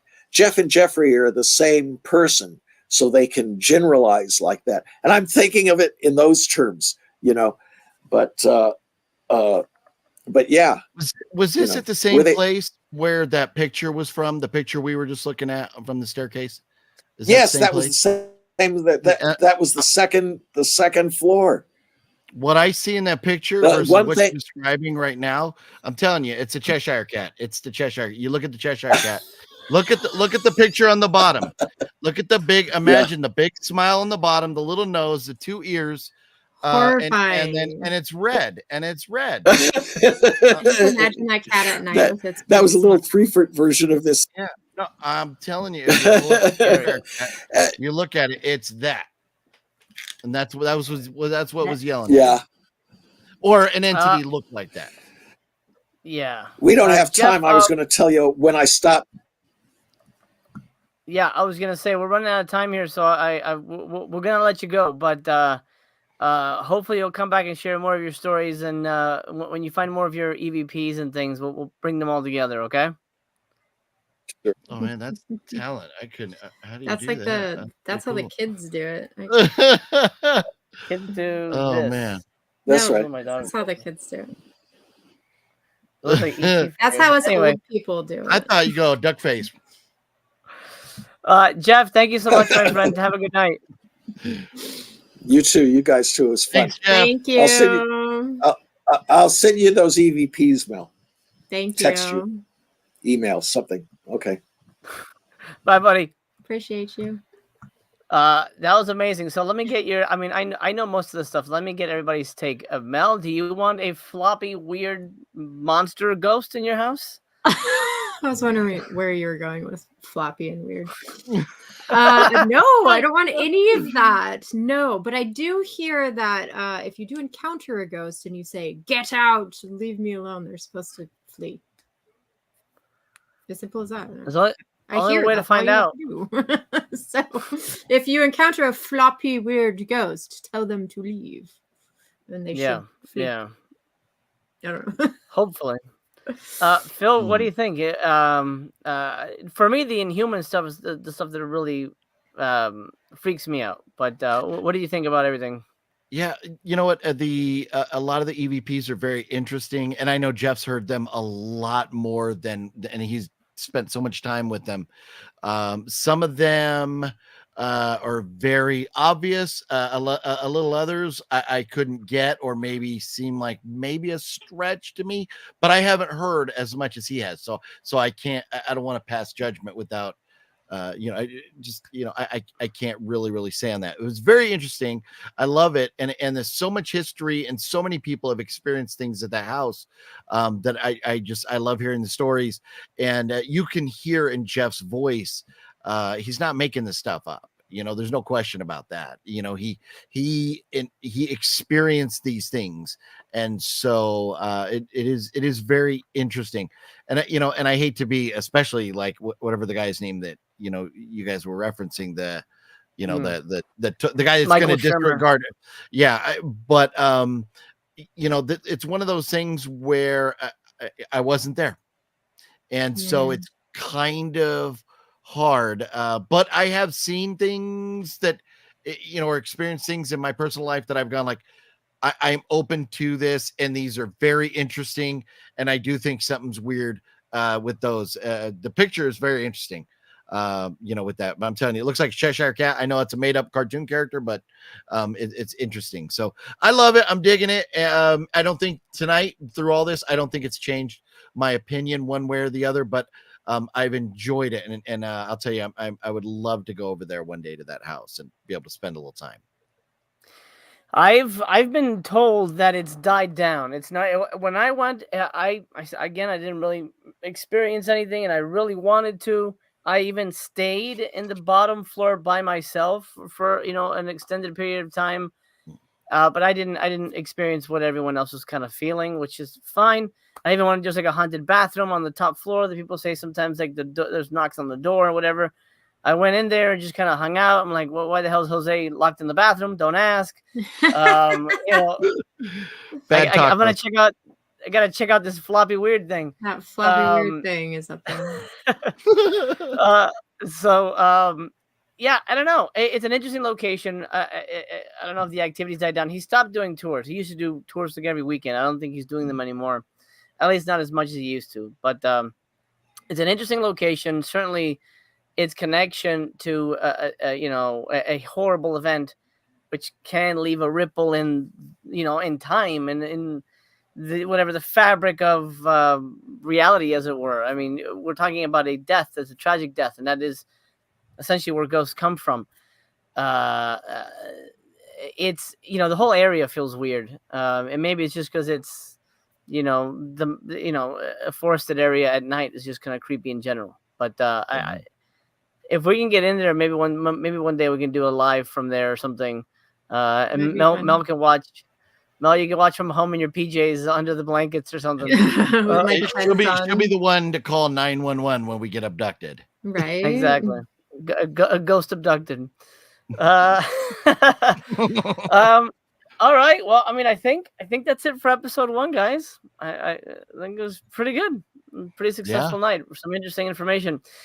Mel, you're a believer, but you haven't experienced anything. Has this evidence tonight maybe sort of solidified that? Or for me, I know you like the humanoid kind of things, but those are the least believable for me. I feel like it's the more apparitional kind of things that are the most believable for me, and the EVPs and that kind of thing. Like, I tend to lean more towards that than the Jersey Devils and things. Maybe we'll get into that stuff at a later date. I don't know. So I don't know. I'm not swayed either way. I think the stories were fun. I feel like Jeff believes them, and he was very excited about them. So it's hard to not get excited about them too, just because of that. But I don't know that I necessarily believe it. The EVPs were super fun. But yeah, I don't know that I was swayed either way. But like I said, I don't know that I'm necessarily a believer, because like I said, I've never really seen anything that's made me be like, oh, that, yes, I'm a believer. You know what I mean? But I have experienced a lot of weird, unexplainable things. So I'm half there. I'm I want there to be something because it'd be really cool. So I'm on this journey because it'd be cool to find something, right? Yeah. So show me something. That'd be great. Yeah. So if I were to buy you a haunted doll and send it to you to do experiments on, nope, don't do that. Oh, why? Nope, do that. But you're not a believer, and you want to experiment and find out. Well, I don't want that in my home. I will experience those things out there, and then I will say, "Don't follow me home," and then I will come home. See, right? Remember, we talked about this at the beginning of the episode. Yeah, I know, but I want to get you a haunted doll so you can have your experience. I have some. They're right here. All right, well that's a wrap. We'll see. We're gonna be hopefully coming once a month. That's the deal anyway for these shows. We are having a Halloween special, which won't be live. It'll be pre-recorded, but it'll be dropping on Halloween. And our next episode, what did we say? October 7th, I believe. I believe that is correct. I believe that's what we had decided on. Yes. Yeah. October 7th. We're not exactly. Do we know, Phil, if your friend will be coming, or that's up in the air at the moment? That is up in the air. If that doesn't come through, I was it'll happen someday, but I don't have a firm answer one way or the other yet. We're still Okay. waiting to see if she's going to be available. But I was kind of, if that doesn't happen, leaning toward maybe throwing out and this is a lesser known situation, but if you're a fan of poker at all, one of the absolute legends in the world of poker, like World Series of Poker, his name was Stu Unger. He passed away. I spent the night in a hotel room where he died. I was kind of thinking maybe going there, and I could bring maybe on Matt to kind of give his take on, because he was there with me, and there's a lot to talk about with that hotel right there, because another guy died, and there's a lot of the maids and people that will not go in the room that work at that hotel. So there's an option. There's a ton of stuff we could talk about if we don't come through with what we're hoping for. So I'd hate to throw it out there right now as it's going to happen for sure. Yeah. I have two guests waiting in the wings, as it were. I've got a psychic who is going to give us readings on air. Nice. God. Mel, I see floppy weird things in your future. Ooh. I didn't know we were doing that. I mean, we don't have to, but I mean, we totally got to. Come on now, we got to do it. Yeah. And then I have a buddy who's currently on a ghost hunting TV show called Haunted Discoveries. He was actually I was a part of his team that went to David Oman's house. And he's gonna hop on and tell us all about his show and behind the scenes stories and kind of the fun stuff that they found. So future episodes, we got some fun stuff planned, and like the name implies, and our logo, we're not just gonna cover ghosts, we're gonna do UFOs. Yes, we will do Jersey Devil at some point, I'm sure. I'm a big cryptids fan, so we're gonna probably touch on that, and there's a lot to discover. It's just a great, big, beautiful world, and we may not get to an answer, but at least we'll have fun sitting around the proverbial campfire and discussing it. Yeah. And with that, I bid everyone adieu. That is a good night from everybody here on the panel. Thank you for joining us. Subscribe if you haven't already. Drop us a thumbs up, and we shall see you